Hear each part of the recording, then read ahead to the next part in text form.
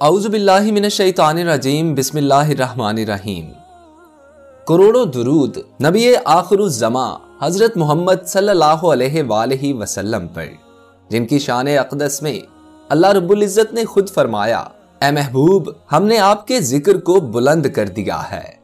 जिस हस्ती का जिक्र मौलाए कायनात बयान करे और जिस हस्ती पर अल्लाह ताला की ज़ात दुरूदो सलाम भेजे, उस हस्ती का मुकाम अल्लाह और अल्लाह का नबी सल्लल्लाहु अलैहि वसल्लम ही जानते हैं। अस्सलामुअलैकुम, मैं हूं मोहसिन रजा और आप देख रहे हैं उर्दू इन्फो टीवी। रसूल अक़दस सल्लल्लाहु अलैहि वसल्लम की उम्र मुबारक जब 25 साल हुई, मक्का भर में उस वक्त आप सल्लल्लाहु अलैहि वसल्लम सादिक़ो अमीन के नाम से जाने जाते थे।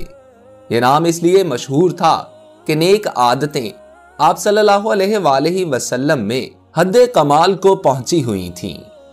एक रोज आप सल्लल्लाहु अलैहि वसल्लम से आपके चचा हजरत अबू तालिब ने गुजारिश की, ए मेरे भतीजे, मैं ऐसा शख्स हूं कि मेरे पास मालो जर नहीं, जमाना हम पर शिद्दत और सख्त गिरी कर रहा है, पै दर पै कई मुश्किल हालात गुजरते चले आए हैं और हालत ये है कि ना हमारे पास मालो दौलत है ना सामाने तिजारत। ये तेरी कौम का काफिला है कि मुल्क शाम में इसके सफर का वक्त आ गया है और खदीजा बिनते खुवैलद तेरी कौम के लोगों को अपने साथ भेजती है। अगर तू भी अपने आप को पेश करे तो बेहतर है। सैयदा खदीजा रजी अल्लाह ताला अन्हा को ये खबर मिली तो हजरत सल्लल्लाहु अलैहि वसल्लम को पैगाम भेजा जो उजरत औरों को देती थी, आप सल्लल्लाहु अलैहि वसल्लम के लिए उससे ज्यादा मुआवजा करार दिया। हजरत सल्लल्लाहु अलैहि वसल्लम इस करारदाद के मुताबिक सैयदा खदीजा रजी अल्लाह ताला अन्हा के गुलाम मैसरा के साथ चले। शाम के शहर बसरा में पहुंचे और वहां के बाजार में एक दरख्त के नीचे ठहरे। एक राहिब जिसका नाम नस्तूरा था, ये मकाम उसकी इबादतगाह के करीब वाक़े था। मैसरा को ये राहिब पहले से जानता था। उस राहिब ने मैसरा के करीब आकर पूछा, ए मैसरा, इस दरख्त के नीचे कौन ठहरा है? मैसरा ने कहा, एक कुरैशी जो हरमे काबा वालों में से है। राहिब ने कहा, इस दरख्त के नीचे आज तक सिवाय पैगंबर के कोई नहीं ठहरा। वो राहिब ये कहकर मैसरा से पूछने लगा कि इनकी दोनों आंखों में सुर्खी है? मैसरा ने जवाब दिया, हाँ, और यह सुर्खी कभी उनसे जुदा नहीं हुई। राहिब ने कहा, तब वही आखिरी पैगंबर है। मैसरा ने उसकी इस बात को ज़हन नशीन कर लिया। रास्ते में एक और वाकया पेश आया। सैयदा खदीजा रजी अल्लाह ताला अन्हा के 2 ऊंट बहुत ज्यादा थक गए और चलने के काबिल ना रहे।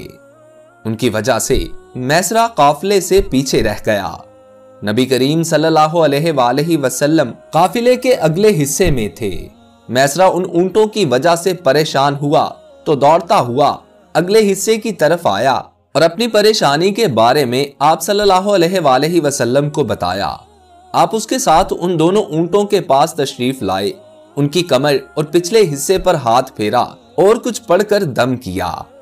आपका ऐसा करना था कि ऊंट उसी वक्त ठीक हो गए और इस कदर तेज चले कि काफिले के अगले हिस्से में पहुंच गए। अब वो मुंह से आवाजें निकाल रहे थे और चलने में जोशो खरोश का इजहार कर रहे थे। फिर काफिले वालों ने अपना सामान फरोख्त किया। इस बार उन्हें इतना नफा हुआ कि पहले कभी नहीं हुआ था।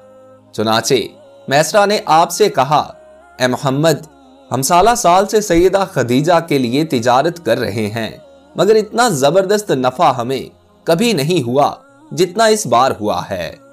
फिर इसी सफर में एक और बात पेश आई कि रसूल अक़दस सल्लल्लाहु अलैहि वसल्लम जो माल लेकर मक्का मुकरमा से चले थे, वो बसरा के बाजार में फरोख्त करके वहां से नया माल खरीदने लगे। उस दौरान एक शख्स के साथ किसी चीज में भाव तय हो रहा था कि उसने कहा, लातो ईज़ा की कसम खाओ। रसूल अक़दस सल्लल्लाहु अलैहि वसल्लम ने फरमाया, मैंने कभी उनकी कसम नहीं खाई। मैं पास से गुजरता हूं तो उनकी जानिब से मुंह फेर लेता हूं। तब मैसरा को राहिब ने तन्हाई में कहा, خدا کی قسم یہ پیغمبر ہے اور جس کے قبضہ قدرت میں میری جان ہے، اس کی قسم کہ یہ وہی ہے جس کی صفت ہمارے علماء اپنی کتابوں میں پاتے ہیں۔ آخر قافلہ واپس مکہ کی طرف روانہ ہوا۔ میسرہ نے اس دوران صاف طور پر یہ بات دیکھی کہ جب گرمی کا وقت ہوتا تھا اور نبی کریم صلی اللہ علیہ وآلہ وسلم اپنے اونٹ پر ہوتے تھے تو دو فرشتے دھوپ سے بچانے کے لیے آپ پر سایہ کیے رہتے تھے۔ ان تمام باتوں کی وجہ سے میسرہ کے دل میں آپ کی محبت گھر کر گئی اور یوں لگنے لگا جیسے وہ آپ کا غلام ہو۔ آپ صلی اللہ علیہ وآلہ وسلم دوپہر کے وقت مکہ میں داخل ہوئے۔ آپ صلی اللہ علیہ وآلہ وسلم باقی قافلہ سے پہلے پہنچ گئے تھے۔ آپ سیدھے حضرت خدیجہ رضی اللہ تعالی عنہا کے گھر پہنچے۔ وہ اس وقت چند عورتوں کے ساتھ بیٹھی تھیں۔ انہوں نے دور سے آپ کو دیکھ لیا۔ آپ اونٹ پر سوار تھے اور دو فرشتے آپ پر سایہ کیے ہوئے تھے۔ حضرت خدیجہ رضی اللہ تعالی عنہا نے یہ منظر دوسری عورتوں کو بھی دکھایا۔ وہ سب بہت حیران ہوئیں۔ اب آپ صلی اللہ علیہ وآلہ وسلم نے حضرت خدیجہ رضی اللہ تعالی عنہا کو تجارت کے حالات سنائے، منافع کے بارے میں بتایا۔ اس مرتبہ پہلے کی نسبت 2 گنا منافع ہوا تھا۔ حضرت خدیجہ رضی اللہ تعالی عنہا بہت خوش ہوئیں۔ انہوں نے پوچھا، میسرہ کہاں ہے؟ آپ نے بتایا وہ ابھی پیچھے ہے۔ یہ سن کر سیدہ نے کہا، آپ فوراً اس کے پاس جائیے اور اسے جلد از جلد میرے پاس لائیے۔ آپ صلی اللہ علیہ وآلہ وسلم واپس روانہ ہوئے۔ حضرت خدیجہ رضی اللہ تعالی عنہا نے دراصل آپ کو اس لیے بھیجا تھا کہ وہ پھر سے وہی منظر دیکھنا چاہتی تھیں، جاننا چاہتی تھیں کیا اب بھی فرشتے ان پر سایہ کرتے ہیں یا نہیں۔ جو ہی آپ روانہ ہوئے، یہ اپنے مکان کے اوپر چڑھ گئیں اور وہاں آپ کو دیکھنے لگیں۔ آپ کی شان اب بھی وہی نظر آئی۔ اب انہیں یقین ہو گیا کہ ان کی آنکھوں نے دھوکہ نہیں کھایا تھا۔ کچھ دیر بعد آپ صلی اللہ علیہ وآلہ وسلم میسرہ کے ساتھ ان کے پاس پہنچ گئے۔ حضرت خدیجہ رضی اللہ تعالی عنہا نے میسرہ سے کہا، میں نے ان پر 2 فرشتوں کو سایہ کرتے ہوئے دیکھا ہے، کیا تم نے بھی کوئی ایسا منظر دیکھا ہے؟ جواب میں میسرہ نے کہا، میں تو یہ منظر اس وقت سے دیکھ رہا ہوں جب قافلہ یہاں سے شام جانے کے لیے روانہ ہوا تھا۔ اس کے بعد میسرہ نے نستورہ سے ملاقات کا حال سنایا، وہ بھی بتایا جس نے لات و عیزا کی قسم کھانے کے لیے کہا تھا، پھر اونٹوں والا واقعہ بتایا۔ یہ تمام باتیں سننے کے بعد سیدہ خدیجہ رضی اللہ تعالی عنہا نے آپ کو طے شدہ اجرت سے 2 گنا دی، جبکہ یہ طے شدہ اجرت پہلے ہی دوسرے لوگوں کی نسبت 2 گنا تھی۔ ان تمام باتوں سے سیدہ خدیجہ رضی اللہ تعالی عنہا بہت حیران ہوئیں۔ اب وہ اپنے چچا زاد بھائی ورقہ بن نوفل سے ملی۔ یہ پچھلی کتابوں کے عالم تھے۔ سیدہ خدیجہ رضی اللہ تعالی عنہا نے انہیں جو کچھ خود دیکھا اور میسرہ کی زبانی سنا تھا وہ سب کہہ سنایا۔ ورقہ بن نوفل اس وقت عیسائی مذہب سے تعلق رکھتے تھے، اس سے پہلے وہ یہودی تھے۔ سیدہ خدیجہ رضی اللہ تعالی عنہا کی تمام باتیں سن کر ورقہ بن نوفل نے کہا، خدیجہ اگر یہ باتیں سچ ہیں تو سمجھ لو محمد اس امت کے نبی ہیں۔ میں یہ بات جان چکا ہوں، دنیا کو انہی کا انتظار تھا، یہی ان کا زمانہ ہے۔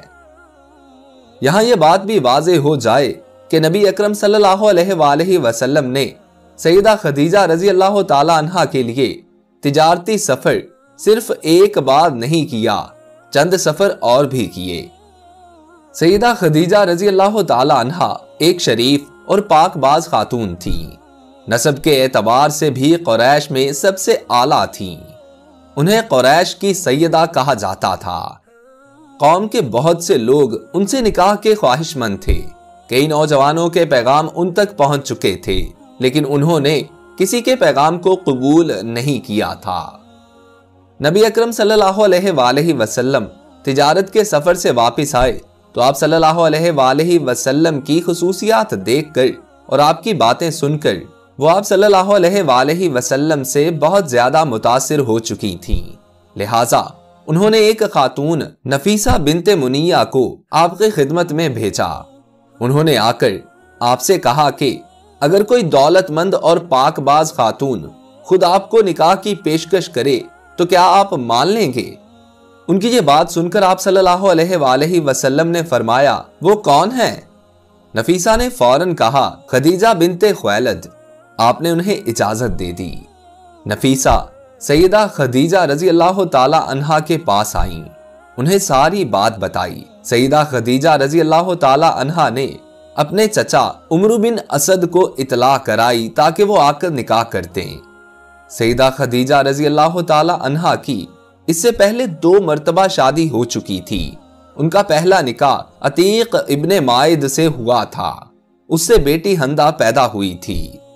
عتیق کے فوت ہو جانے کے بعد سیدہ کا دوسرا نکاح ابو حالہ نامی شخص سے ہوا۔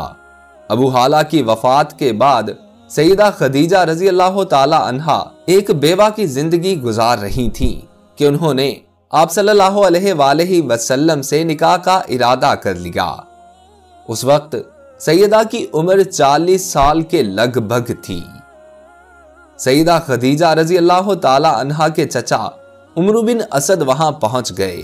ادھر نبی کریم صلی اللہ علیہ وآلہ وسلم بھی اپنے چچاؤں کو لے کر پہنچ گئے۔ نکاح کس نے پڑھایا اس بارے میں روایات مختلف ہیں۔ ایک روایت یہ ہے کہ یہ نکاح نبی کریم صلی اللہ علیہ وآلہ وسلم کے چچا ابو طالب نے پڑھایا تھا۔ مہر کی رقم کے بارے میں بھی روایات مختلف ہیں۔ ایک روایت یہ ہے کہ مہر کی رقم 12 اوقیہ کے قریب تھی۔ دوسری روایت یہ ہے کہ آپ نے مہر میں 20 جوان اونٹنیاں دیں۔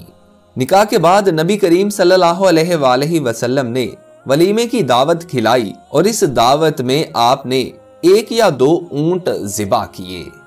دوستو اگر آپ لوگوں کو ویڈیو اچھی لگی ہو تو اسے اپنے دوستوں کے ساتھ واٹس ایپ، فیس بک وغیرہ پر شیئر کیجیے، اور نئے آنے والے دوست ہمارے channel Urdu info T V کو سبسکرائب کر کے ساتھ لگے بیل آئیکن کو پریس کر کے آل نوٹیفیکیشنز آن کر لیجیے تاکہ اس قسم کی ہر نئی آنے والی ویڈیو بر وقت آپ تک پہنچ سکے۔ اپنے دوست محسن رضا کو اجازت دیجیے۔ اللہ آپ کا اور میرا حامی و ناصر ہو۔ اللہ نگہبان۔